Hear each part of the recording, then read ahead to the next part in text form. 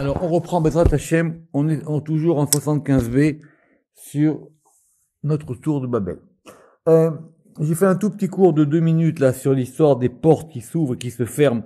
Quelqu'un il m'a dit Shabbat, c'est comme des Stargates, c'est une porte qui ouvre sur les étoiles et elle s'ouvre et elle se referme en fonction des influx. Simplement, on a été évidemment un peu vite sur la fin. Parce que on a bien compris maintenant cette histoire des portes qui s'ouvrent et qui se ferment, qui sont liées à la vision du 3e temple de Ézéchiel. Mais ce à quoi il faut faire attention, c'est le lien que le Zohar y fait avec notre histoire de la tour de Babel. Très bien. On va juste relire.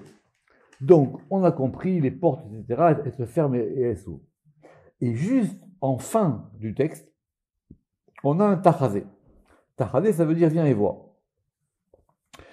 Et on va le reprendre si vous voulez bien. Vayered Hashem li'ot. Et donc on prend maintenant le verset où on a dit que Dieu il est descendu pour voir la tour et la ville. Nachat kucha berechu. Le Saint béni soit-il, il est descendu. Urdid. Perisha.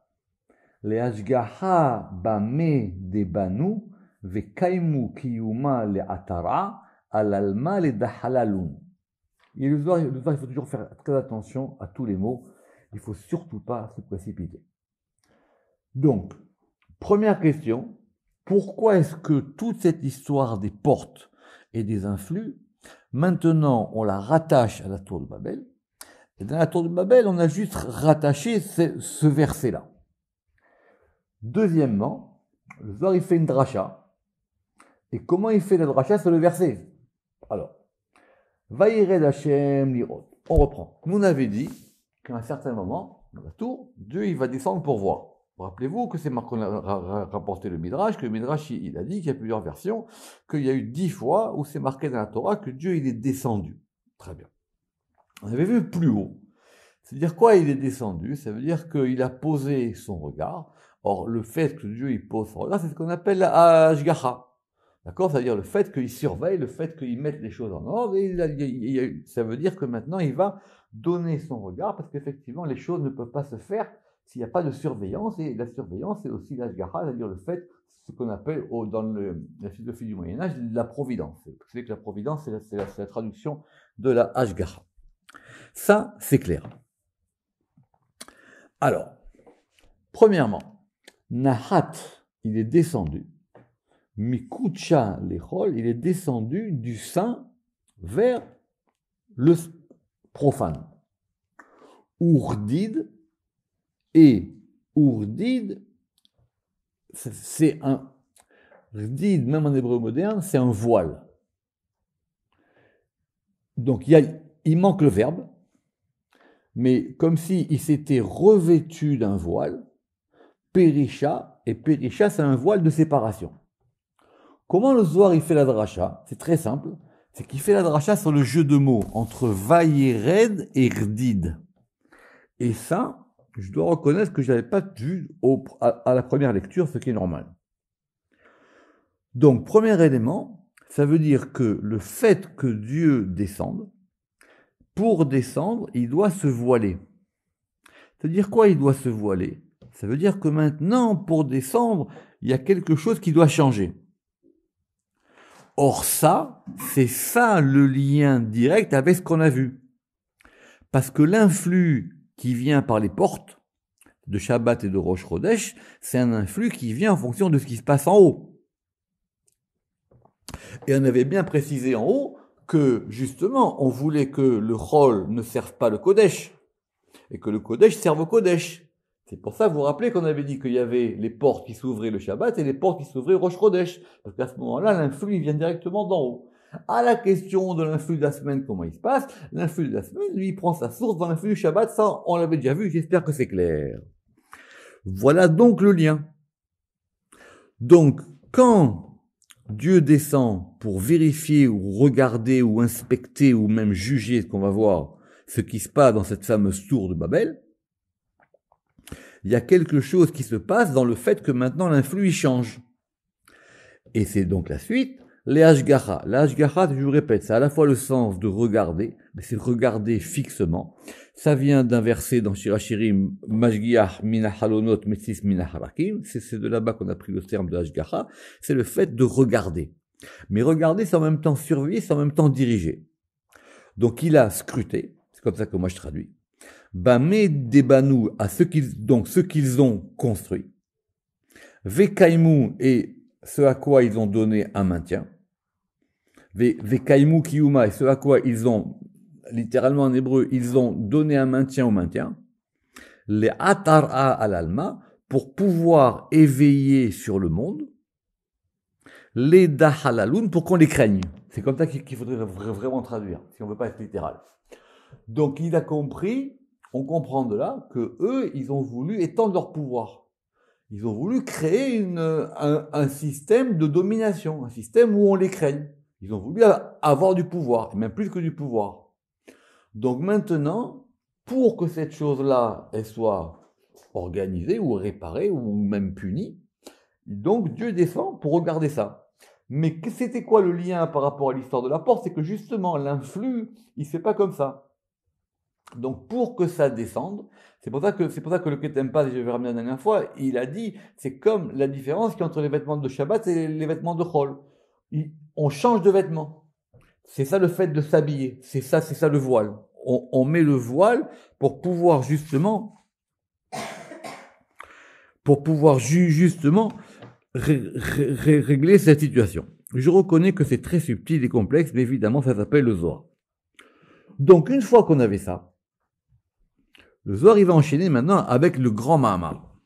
Rabbi Yitzhak Avayativ Kamed et Rabbi Shimon. Rabbi Yitzhak, il était assis devant Rabbi Shimon. Et Amarle, et il lui a dit, Ma hamuilin davadu shetutada. Qu'est-ce qu'ils ont vu, ceux qui ont fait cette sottise-là? Les marda be bekucha berichu, pour pouvoir se rebeller contre le Saint béni soit-il. Vechuleu be ita hadait kaimu, et tous, ils l'ont fait d'un seul conseil. Alors, Vekuleu, Beita, Chatait, Kaimu, et tous, ils se sont maintenus dans un seul conseil, Beda, en ceci. Donc, on va prendre notre temps. C'est quoi la question? Évidemment, on a compris. La question, le plus de la question, ça veut dire, mais qu'est-ce qui s'est passé? C'est-à-dire, qu'est-ce qui leur est passé par la tête pour avoir cette idée que maintenant, ils allaient pouvoir se rebeller contre Dieu? Ceci dit, la notion de rébellion, elle apparaît maintenant. Le Zohar, il est très subtil. On va pas décrire la faute complètement. Progressivement, on va nous donner des éléments. Donc effectivement, on comprend bien que maintenant, c'est pas Stam des gens qui se déménagent et qui disent super, on va faire un village. C'est des gens qui veulent se rebeller contre Dieu. Rappelez-vous que Méret, c'est la même racine que Nimrod. C'est pour ça que c'était Nimrod leur chef. Très bien. Donc, mais maintenant, la question c'est Mahamou. Ça veut dire quoi? Qu'est-ce qu'ils ont vu? Dis-moi, qu'est-ce qui leur a pris? Tu vois, qu'est-ce qu'ils ont vu? Ça veut dire, qu'est-ce qui leur a permis de faire ça? Qu'est-ce qu'il y a dans leur vision qui ont dit de faire cette chose-là? Alors évidemment, le Zohar, faire attention au Zohar, dans le Zohar, il dit tout de suite que c'est évidemment, c'est une bêtise. Qui c'est qui va s'imaginer qu'il peut se rebeller contre Dieu? C'est dit dans l'histoire, même dans l'histoire du Tanakh, c'est pas les premiers ni les derniers, d'accord? À commencer par Pharaon lui-même. Très bien. Mais, reprenons les termes. Mahamouilin de Avdou Shutada. Les marda bekuche. Donc pour pouvoir se rebeller contre Dieu. Et tous, ils se sont mis dans un seul conseil. Ils ont agi à l'unisson. Ils ont agi ensemble. Alors, la dernière fois, on avait interprété ça en disant que c'est quand même pas mal d'être unis. D'accord? Alors, Ramak ne voit pas ça comme ça. Ramak dit que justement, c'est encore pire pour eux. C'est qu'ils se sont tous réunis autour d'un projet, j'allais dire, de rébellion. C'est pas pour les défendre. C'est plus pour les enfoncer. Le Rama qui dit parce que donc ça veut dire qu'il y en a pas un parmi eux qui a pas dit on fait une bêtise. Alors donc, c'est quoi? Le Rama qui dit Mefourash, Vetiret Shelo Yudivrem Beshtut Sam, que c'était pas simplement un vent de folie, qu'on va dire. Et là, Beyidiat Chochma, ils avaient une connaissance, il y avait quelque chose, un véritable projet. Chez Ratsu, les Dabek Bechitonim, parce qu'ils ont voulu adhérer aux forces de l'extériorité. Ou les Tlahak Meagdusha, et donc s'éloigner de la sainteté, comme on va le voir dans la suite. Et donc, on y va. Qu'est-ce qu'il a répondu Rabbi Shimon? Rabbi Shimon, il lui a dit, tu sais quoi, avant l'héritement, il dit, mais ça, c'est pas la peine de ta question, c'est déjà marqué dans le verset. C'est déjà dit dans le verset. Pourquoi? Il dit quoi le verset? On reprend le verset. Vaï benos'am kedem. Ça a été lorsqu'ils ont voyagé depuis le Kedem. Rappelez qu'ils sont déplacés depuis l'Est, depuis l'Orient. Alors maintenant, comment le Zohar il va interpréter ici, d'après Rabbi Shimon, cette notion de Vaï ben Sabekem? Que lui il dit, imagine une question. Il dit, mais tu sais quoi, mais ta question, c'est pas peine de la poser. Le verset déjà, il y répond. C'est dire quoi donc ce premier voyage? Ils se sont déplacés du Kedem. Intilou me'ela les tata. Ils ont voyagé du haut vers le bas. Leur fait qu'ils voyagent, qu'ils se déplacent depuis l'Est, c'est pas simplement un déplacement géographique. C'est un déplacement, c'est une descente. Ils sont descendus de l'Est, là où sont les choses, là où est l'origine. Vous vous rappelez ce qu'on avait dit que Poné Kadim, même c'était le fait de l'antériorité. Pour descendre dans les mondes d'en bas. Et c'est ce que dit. Intilou me'ar'a d'Israël, venachatou les babal. Ils ont quitté, ils ont voyagé depuis la terre d'Israël, et ils sont descendus à Babel. Bon, rappelez-vous juste que pour l'histoire, c'est que Babel sera après le nom de cet endroit. Pour le moment, il n'a pas de nom. Au départ, c'était rien. Qui se sont installés dans un endroit, dans un no man's land. D'accord? Alors c'est intéressant encore une fois si on fait attention aux histoires parce qu'a priori nous on pensait pas qu'ils étaient en Israël. D'accord? On pensait qu'ils étaient vraiment à l'est, etc. Parce qu'on les situe pas géographiquement. L'humanité depuis Noé, elle est partout. Très bien. Donc le voir ici, il rajoute que du coup ils se sont dit on veut descendre dans les degrés inférieurs. Une fois qu'ils ont trouvé cet endroit, rappelez-vous l'histoire que vous vous rappelez sur le Vaïmatseu, d'accord? Vous vous rappelez ça? Très bien. Amrou, ils ont dit, atar limidba. Ils ont dit alors là, cet endroit-là, c'est à cet endroit-là qu'on va s'attacher. On va s'attacher à cet endroit. Autrement dit, ils ont trouvé le lieu qui leur convenait. Ils ont dit, on veut descendre dans les degrés inférieurs. Quand on trouve l'endroit, c'est là qu'on s'attache. Vous comprenez? Ils n'ont pas choisi un endroit au bord du soleil, ils ont dit l'ombre va avec l'ombre. Très bien. Alors reprenons, je vous répète depuis le début, il faut que ces versets, il faut les connaître par cœur. Alors reprenons, c'est quoi leur projet? Qu'est-ce qu'ils ont dit? Vena c'est la Nouchem. Et alors nous ferons un nom. Très bien. Alors revenons sur cette histoire. Ça veut dire quoi maintenant cette expression? Et nous ferons un nom. Je vous répète que les traductions un peu poétiques, elles disent et de là nous aurons une renommée. Ce qui est intéressant parce que ça veut dire que dès le départ, ils voulaient être célèbres. C'est ça l'histoire. Ils veulent être célèbres. C'est pas encore une fois, c'est pas qu'ils se mettent dans un coin tranquille, ils disent on va faire un petit, on va créer un petit village écologique, d'accord, écologique. Et on dit on veut qu'à partir de là, ça va être le point central de notre royaume. Maintenant, ce qu'on va voir maintenant, le Zohar, il va expliquer ça d'une façon pas claire. Mais c'est fait exprès, évidemment. Et c'est fait exprès pourquoi? C'est fait exprès pour que nous faire comprendre vraiment qu'est-ce qu'ils ont voulu. Alors, donc moi j'ai traduit mot à mot et on va essayer de voir ce qu'il y a derrière. Ve'id dabak, siyuta diltata be'atarda. Alors, ve'id dabak, vous savez, les dabak, des becs, c'est collé, ça veut dire ça va adhérer. Et va adhérer siyuta diltata, l'aide d'en bas, Be'atar, dans ce lieu. Autrement dit, on est maintenant descendu dans les forces d'en bas, les forces extérieures. Et comme on est maintenant en adéquation avec le lieu, on va recevoir une aide de l'autre côté. Vous avez compris, c'est facile maintenant, c'est clair. Ils ont dit, on va recevoir de l'aide des forces extérieures.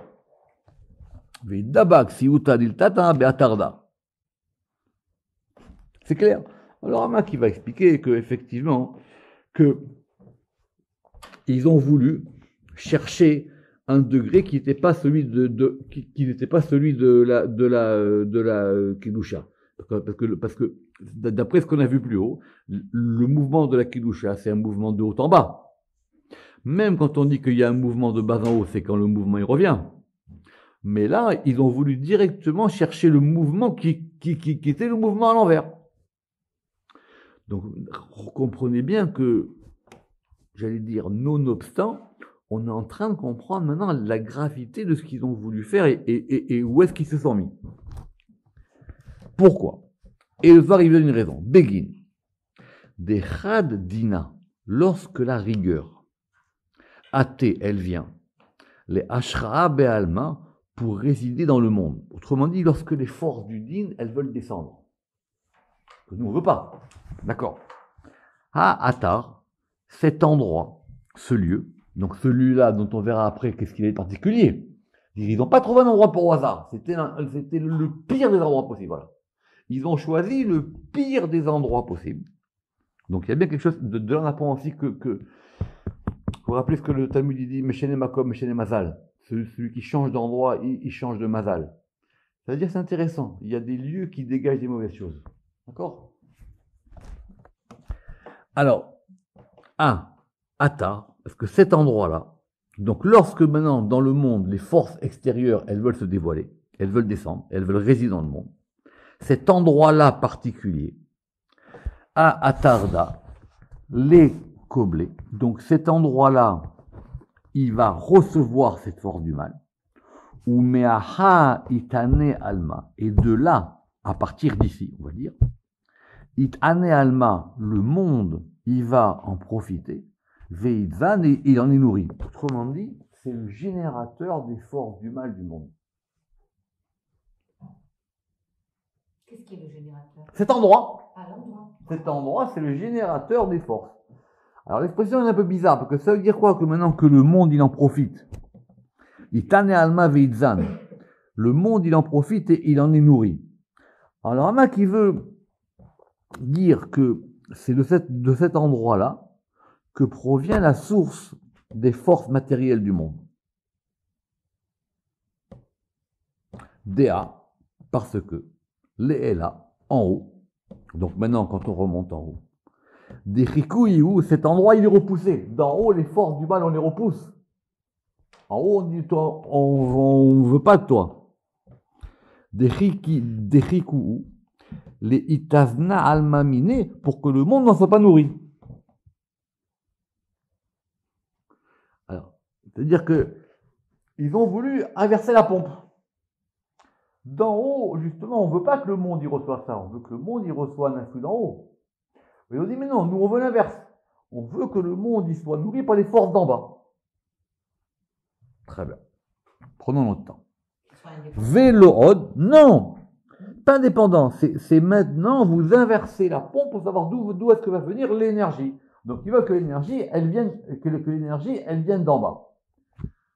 Vélood. Sur ce vélood, on va prendre du temps. C'est-à-dire quoi, vélood? Ça veut dire, mais c'est pas tout. Pourquoi c'est pas tout? Ok, donc ils ont voulu inverser les phases. D'accord. Donc, au lieu que la phase elle soit descendante, ils ont dit on prend une phase ascendante. On veut que maintenant l'énergie, elle commence par en bas. Très bien.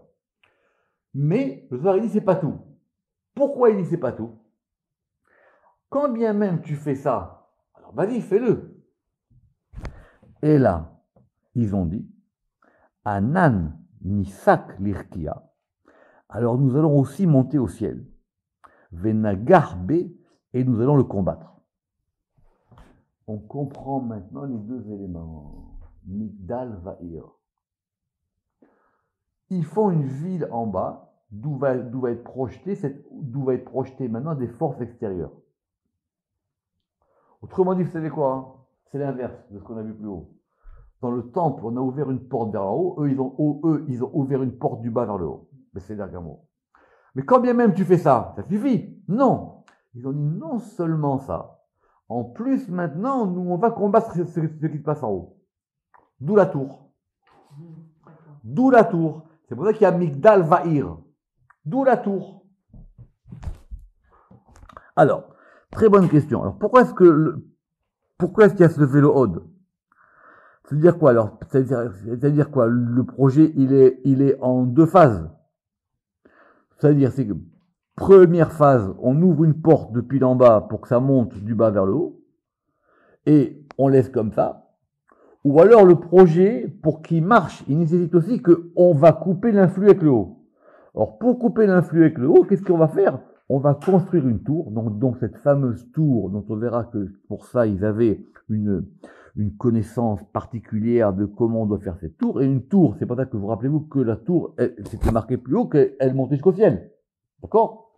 Donc, ils ont voulu faire une tour pour se dire, eh ben, tu sais quoi? Non seulement maintenant, on a déclenché les forts d'en bas, eh ben, maintenant, nous, on va mettre aussi, on va faire une guerre contre l'en haut.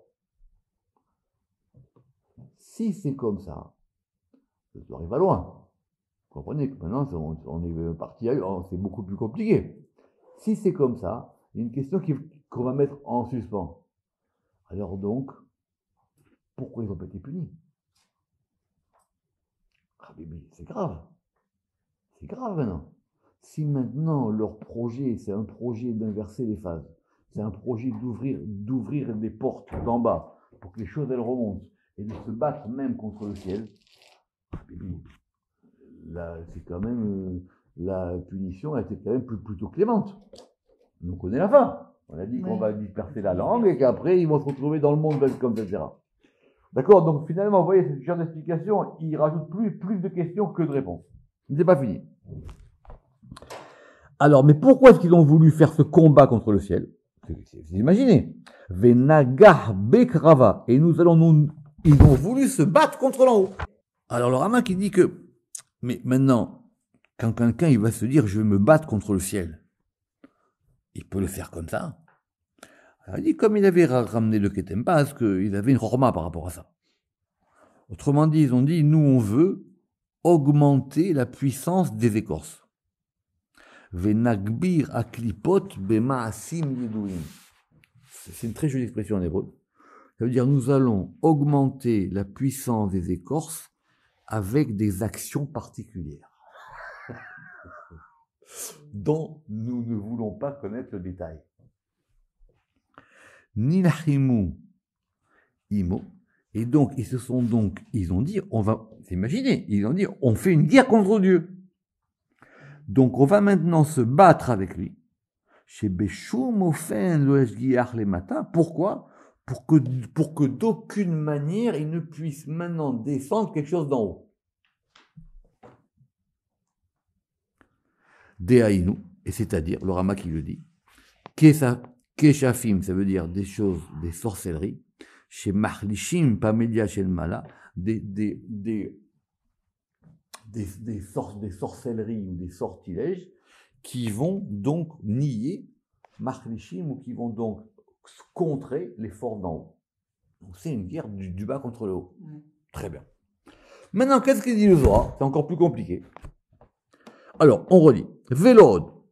Et là, Ananisak Birkia. Mais en plus, non. C'est pas simplement qu'on a fait une ville d'en bas.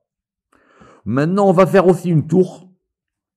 Et on va monter jusqu'en haut. Venagar be krava. Et nous allons donc faire une guerre. Krava, c'est une guerre. De la yichut tufna be'alma. Afin que ne descende pas le déluge sur le monde. Kedi bekadmita, comme auparavant. Très bien. Alors là, maintenant, on comprend le Midrash. Le Midrash, il avait dit, ils ont eu peur du déluge. Ils ont dit, peut-être que le déluge, il va recommencer. Mais pourquoi est-ce que le déluge, il recommencerait? Parce que les gens, ils font des bêtises. Donc, ils ont dit, on sait comment ça marche maintenant. Quand les gens, ils font trop de bêtises en bas, qui sont de la génération d'avant le déluge, après la génération post-déluge. Comme les gens, quand les gens ils font trop de bêtises en bas, le patron il s'énerve, il ouvre les vannes. Nous, on va maintenant faire des très très grosses bêtises, mais on va faire en sorte qu'on ne reçoive plus les vannes d'en haut. Donc on ouvre les vannes d'en bas et on coupe les vannes d'en haut. Voilà ce qu'il faut comprendre d'ici. On relit.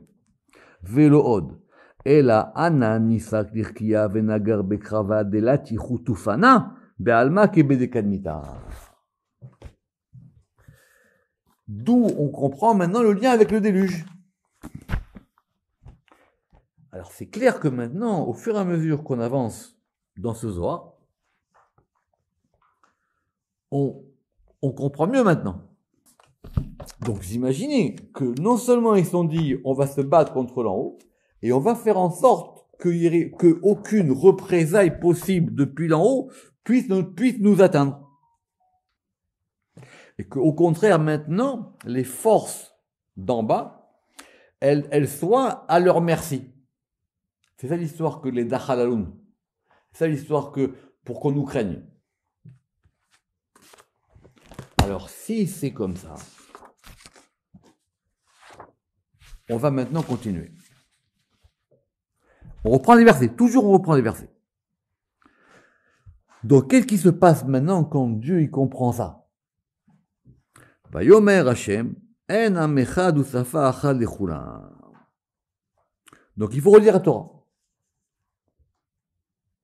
C'est pour ça que quand les versets ils disent que Dieu il a dit, je vais descendre quand même, je veux savoir c'est quoi cette histoire de ville et de tour. D'accord, je veux savoir, les gens ils me font une guerre, au moins je vais les renvoyer voir qu'est-ce qui se passe du côté du front adverse, c'est-à-dire c'est quoi cette histoire? Il y a des gens qui veulent s'en prendre à moi. Qu'est-ce qu'il y a marqué au début? Omer Hashem en am echad vesafa achat lechulam. Donc il a dit, il y a un peuple, reprenez les versets, et qu'ils ont tous une même lèvre ou une même langue. Berin de kule ou kechada. Parce qu'ils sont tous ensemble, qu'ils sont tous unis. Veyavdun beyichuda dechuleun, et ils sont tous dans un degré d'unité. Et là, paradoxalement, l'araméen il passe au futur, comme si c'était même un conditionnel futur. Et donc, ils vont Yavdun, ils vont agir, et ils vont réussir. Imaginez, il avait une chance il avait une chance de réussir. Donc il a dit, si effectivement ça se passe comme ça peut marcher leur histoire. Ça peut marcher. Il le dit. Le Ramak même, il tique là-dessus.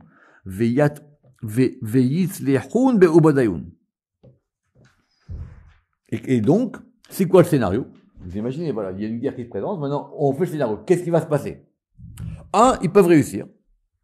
Et deux, qu'est-ce qu'ils vont faire? Yit baderun dargin. Ils vont donc maintenant disperser les degrés. Kol had les citrés, chacun vers son côté. Donc ils vont maintenant disperser toutes les forces. Elles vont être pour qu'elles soient dispersées. Ou berinda, ou berinkar. Et à cause de ça, Yid baderun kolane diltata vont être dispersés tous ceux qui sont en bas. Donc ils ont voulu, pour contrer l'unité, disperser les choses. Mida keneged mida, c'est eux qui vont être dispersés. Parce que quand bien même tu veux disperser les forces d'en bas, il faut être uni pour le faire. Donc c'est un grand sujet, que même si tu veux aller du côté du Ra, il faut quand même qu'il y ait un point d'unité. C'est un grand sujet métaphysique. C'est-à-dire que eux, ils ont voulu donc disperser tous les degrés. Pour disperser les degrés, il a fallu que c'est pour ça qu'ils sont unis. Ils sont unis par ça. Alors maintenant, mesure pour mesure, c'est ce qui lui répond Rabbi Shimon, m'active. Vayefetz Hashem otam misham, Dieu, il les a dispersés. En fin de compte, on a dispersé le point d'unité de la dispersion. Vous comprenez ce que je veux dire ou pas? Ils avaient un point d'unité pour déclencher la dispersion. Donc, eux, ils vont disperser. Alors, si c'est comme ça, vous allez maintenant comprendre, c'est ça. En fin de compte, en dispersant en fin de compte, ils se sont dit comme ça. Enfin, c'est pas qu'ils se sont dit, c'est qu'ils ont essayé de mettre en œuvre. C'est pas simplement une pensée. Ils ont dit, on va mettre en œuvre le degré de la dispersion absolue. En gros, c'est pas très loin du pshat non plus. Le pshat, c'est quoi? C'est qu'ils ont voulu, eux, procurer la dispersion. C'est pour ça qu'on les disperse. Vous comprenez ce que je veux dire? C'est juste la conséquence. Eux, ils se disent, pour ça marche, il faut faire ça. Si c'est comme ça, vous allez comprendre maintenant la question du Zohar, sur laquelle on reviendra la semaine prochaine.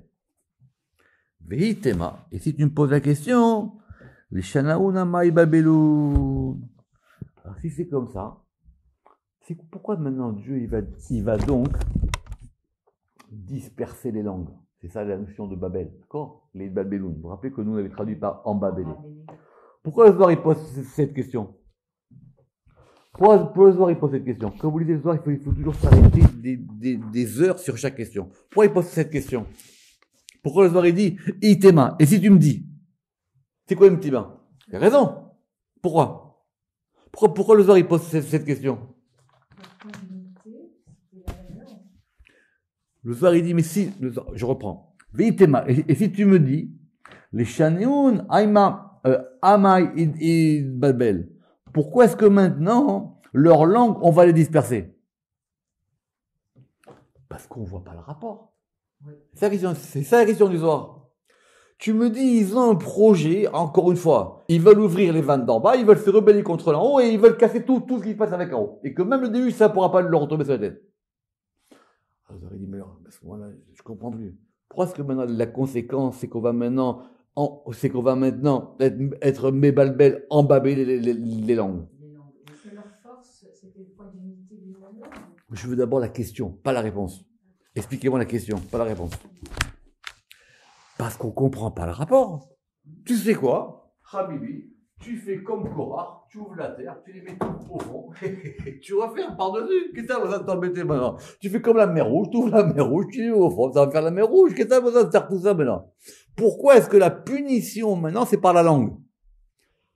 C'est ce qu'on verra la prochaine fois. Baruch Adonai Leolam. Amen ve Amen.